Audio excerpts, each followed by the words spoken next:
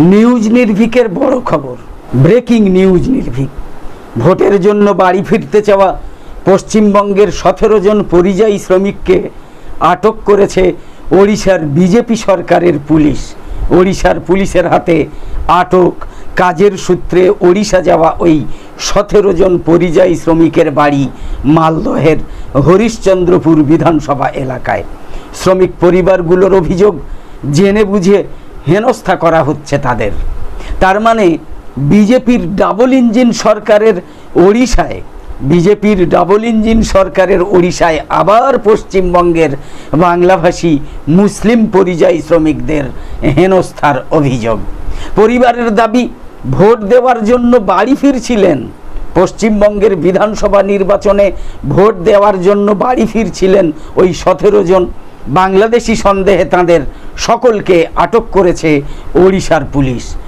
আটকের কথা চাউর হতেই রাজনৈতিক চাপানুতোর শুরু হয়েছে মালদহে। কাজের সূত্রে ওড়িশা যাওয়া ওই 17 জনের বাড়ি মালদহের হরিশ্চন্দ্রপুর বিধানসভা এলাকায়। শ্রমিক পরিবারগুলোর অভিযোগ, জেনে বুঝে হেনস্থা করা হচ্ছে। আটক হওয়া এক পরিযায়ী শ্রমিকের স্ত্রীর কথায়, বাংলায় কথা বলার অপরাধে ওদের আটকে রাখা হয়েছে, মুসলমান হওয়ার অপরাধে ওদের আটকে রাখা হয়েছে। তৃণমূলের দাবি, এই গোটা ঘটনার নেপথ্যে বিজেপির রাজনীতি রয়েছে। বিজেপি শাসিত ওড়িশা সরকারকে কাঠগড়ায় তুলে এলাকায় বৃহত্তর আন্দোলনের হুঁশিয়ারি দিয়েছে রাজ্যের শাসক দল তৃণমূল। অন্যদিকে পদ্ম শিবিরের দাবি, বিজেপির দাবি, নিশ্চয়ই কোনো খুঁত ধরতে পেরেছে ওড়িশার পুলিশ প্রশাসন। সব মিলিয়ে পরিযায়ী শ্রমিকদের হেনস্থার ইস্যুতে তপ্ত হয়ে উঠেছে হরিশ্চন্দ্রপুরের রাজনীতি, মালদহের হরিশ্চন্দ্রপুরের রাজনীতি। হরিশ্চন্দ্রপুরের ভিঙ্গল গ্রাম পঞ্চায়েতের বৈরাট এলাকার 5 জন সহ পাশাপাশি কয়েকটা গ্রাম মিলিয়ে মোট 17 জন ওড়িশার বেলাগুঠা এলাকায় কাপড় এবং বিভিন্ন সামগ্রী ফেরি করে বেড়াতেন। ভোটের জন্য তারা বাড়ি ফিরছিলেন, তখনই বাধা আসে বলে অভিযোগ।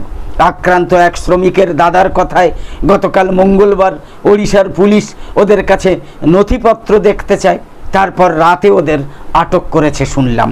শুধু বাংলার কথা বলার কারণেই বাংলাদেশি বলে সন্দেহে ধরে নিয়ে যাওয়া হয়েছে। তিনি আরও বলেছেন, দ্রুত ওদের সকলকে মুক্তি দেয়া হোক। বাংলাতেও কিন্তু অন্যান্য রাজ্যের মানুষ কাজ করেন, এখানে তো কাউকে এভাবে হেনস্থা হতে হয় না। শুধু পশ্চিমবঙ্গ থেকে অন্য রাজ্যে গেলে, বিজেপি শাসিত রাজ্যে গেলেই মুসলিম কিংবা বাংলাভাষী হিসাবে তাদের বাংলাদেশি বলে আটক করা হয়, হেনস্থা করা হয়। এর বিরুদ্ধে গর্জে উঠতেই হবে।